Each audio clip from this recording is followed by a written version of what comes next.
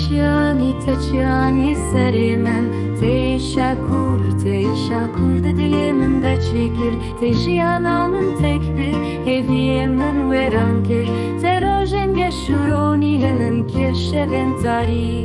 Çima sitemkar wiha min dikî Bêbext min dişkênî bêdeng dimînî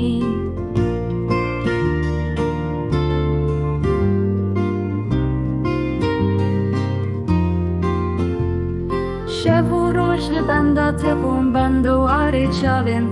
te kirim perîşan kirim sergerdan bûm evîndarê te delal vexwarim jehrê evîna te bûm heyranê te şîrîn ez mam bêstar bêbekstan Çima sitemkar wiha min dikî Bêbext min dişkênî bêdeng dimînî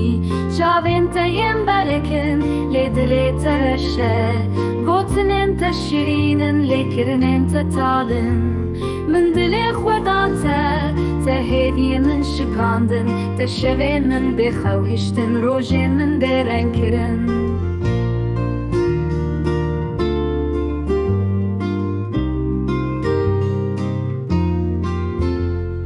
Ah zalim ah sitemkar ah bêbextê dilreş Ma tu nîzanî evîn çawa dilê min dişewtîne Ez çawa li ber te digevizim Ez çawa ji bo te dinalim Lê tezkirim vîn û har tezkirim belengaz Çima sitemkar wiha min dikî Bêbext min dişkênî bêdeng dimînî Çavên te yên belekin lê dilê te reşe Gotinên te şîrînin lê kirinên te talin Min dilê xweda te hêviyên min şikandin Te şevên min bêxewhiştin rojên min bêreng kirin